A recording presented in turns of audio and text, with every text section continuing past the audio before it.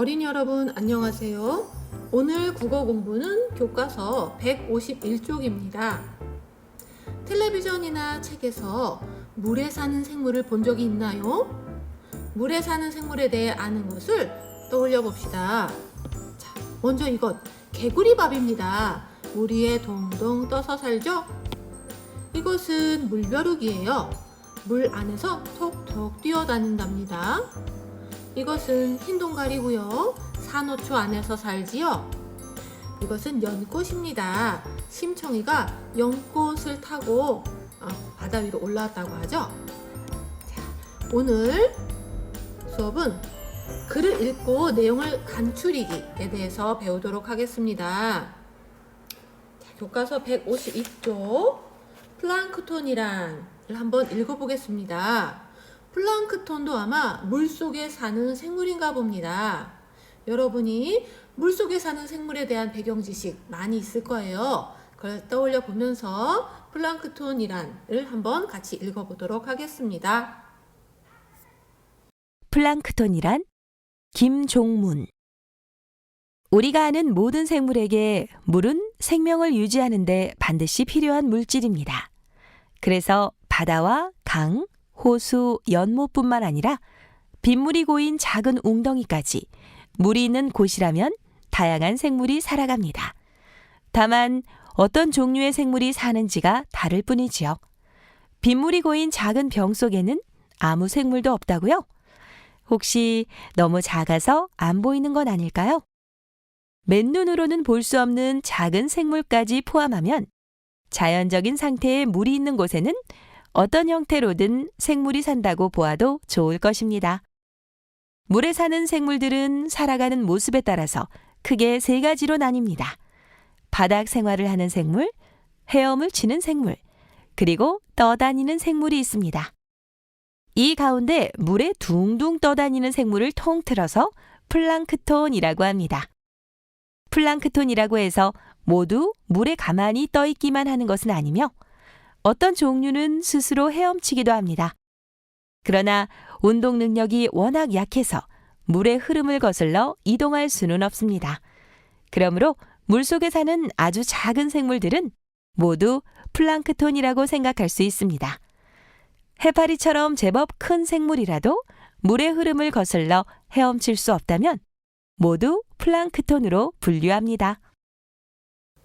자, 그러면 물음에 답을 해보겠습니다. 교과서 154쪽입니다. 자, 이 글은 무엇을 설명하는 글인가요? 네, 제목에서 알 수 있죠? 플랑크톤에 대한 설명을 하는 글입니다. 물음 2번, 여러분 154쪽 1번 물음과 같습니다.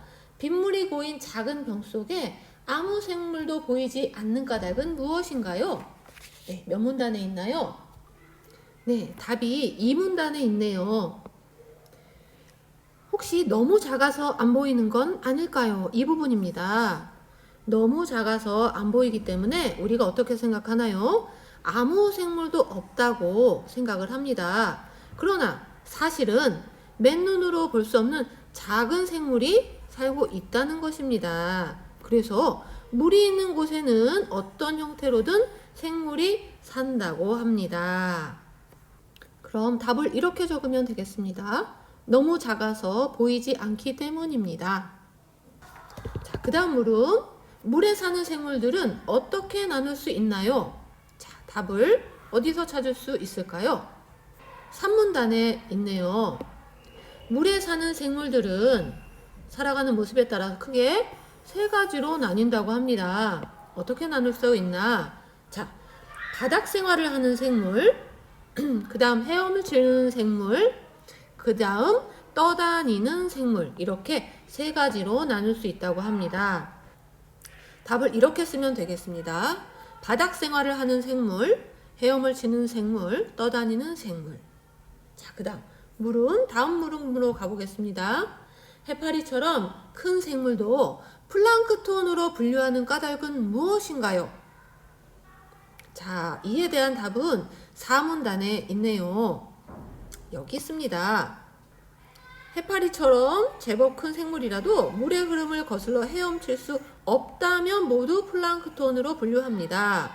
자, 떠다니는 생물을 플랑크톤이라 한다 했죠? 해파리는 떠다니기 때문에 크기가 커도 플랑크톤으로 분류한다는 것이었습니다.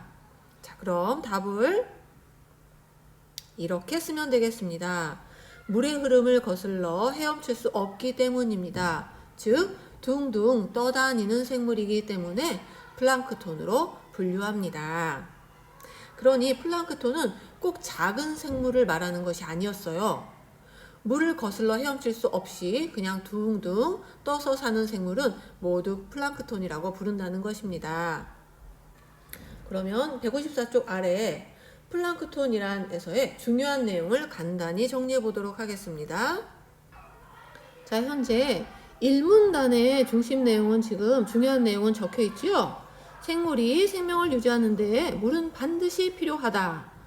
나머지 2문단, 3문단, 3문단의 중요한 내용을 찾아서 간단하게 정리해 보도록 하겠습니다. 자, 그럼 2문단을 볼까요? 2문단의 가장 중요한 내용은 무엇일까요? 물이 있는 곳에는 어떤 형태로든 생물이 산다. 자, 이것이 2문단의 가장 중요한 내용이었어요. 빗물이 고인 작은 병에 아무 생물이 없는 것처럼 보이지만 사실 너무 작아서 안 보일 뿐이지 산다는 거죠. 그러니 물이 있는 곳에는 어떤 형태로든 생물이 산다는 것입니다. 여러분도 교과서 여기에다가 이렇게 밑줄 쳐주세요. 물이 있는 곳에는 어떤 형태로든 생물이 산다. 자, 이제 세 번째 문단을 볼까요? 세 번째 문단에서 가장 중요한 내용을 찾아보도록 하겠습니다.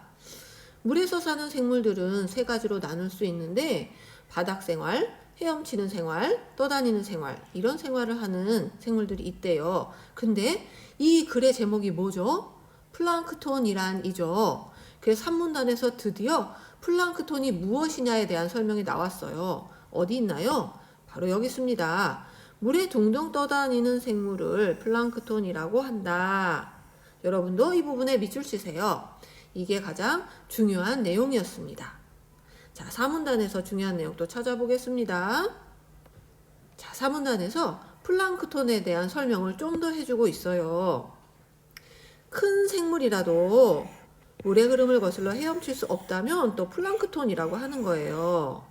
자, 여기서 이게 제목이 플랑크톤이죠. 그래서 3문단에서는 물에 둥둥 떠다니는 거는 모두 플랑크톤이고 또 4문단에서 좀 더 설명을 해주고 있어요. 커다란 생물이라도 둥둥 떠다니면 플랑크톤이다 라는 설명을 해주고 있는 거예요. 그러니 여기 이렇게 이 부분 밑줄 쳐주세요. 이게 중요한 내용이 되겠습니다. 자, 그럼 중요한 내용을 다시 한번 정리해 보겠습니다. 1문단에서는 이 부분이었습니다. 물은 생명을 유지하는 데 반드시 필요하다. 2문단에서는 물 있는 곳에든 다 생물이 산다. 3문단에서는 물에 둥둥 떠다니는 생물을 플랑크톤이라고 한다. 4문단에서는 큰 생물이라도 둥둥 떠다닌다면, 즉 물의 흐름을 거슬러 헤엄칠 수 없다면 플랑크톤이다 라는 요점 정리, 중요한 내용 정리해 보았습니다. 자, 그러면 중요한 내용을 이렇게 정리해 보았습니다. 여러분도 동영상 잠시 멈추시고 교과서에 적어 보세요. 2문단, 3문단, 4문단의 중요한 내용 적어 보도록 합니다. 155쪽 이어주는 말을 사용해서 플랑크톤이란의 전체 내용을 간추려 써봅시다. 자, 내용 간추려 쓸 때는 각 문단의 중요한 내용을 하나로 연결해주면 되는 거예요. 그리고 각 문장의 내용이 잘 연결되도록 이어주는 말, 그리고 그런 말을 쓰는 겁니다. 그리고 그런데 이런 말을. 자, 그러면은 예시를 한번 보여드릴게요. 자, 같이 읽어보겠습니다. 생물이 생명을 유지하는 데 물은 반드시 필요합니다. 이거 1문단의 중요한 내용이었죠? 그래서 물이 있는 곳에는 어떤 형태로든 생물이 산다고 할 수 있습니다. 2문단의 중심 내용이었고 지금 이어주는 말 그래서를 적어놨습니다. 왜냐하면 그래서가 들어가면 잘 연결이 되거든요. 이 가운데 물에 둥둥 떠다니는 생물을 플랑크톤이라고 합니다. 3문단의 중심 내용이죠? 중요한 내용이죠? 적었습니다. 남은 것은 4문단의 중요한 내용이겠어요. 자, 어떻게 적었나요? 스스로 헤엄을 칠 수 있는 큰 생물이라도 물의 흐름을 거슬러 헤엄칠 수 없다면 플랑크톤입니다. 자, 이렇게 적었습니다. 1, 2, 3, 4 문단의 중요한 내용을 다 이어 적었고요. 우리가 하나 더 넣은 거는 이어주는 말, 그래서 자, 이거 하나 넣었습니다. 여러분도 이렇게 적어주시면 됩니다. 155쪽 아래에 정보를 전달하는 글. 오늘 우리가 읽은 플랑크톤이란 무엇인가에 대한 정보를 전달해주는 글이에요. 이러한 글 가운데서 읽고 싶은 내용과 극과닥을 한번 생각해 봅시다. 친구들의 발표를 들어볼까요? 난 자동차에 관심이 많아. 자동차의 역사를 설명한 책을 읽을 거야.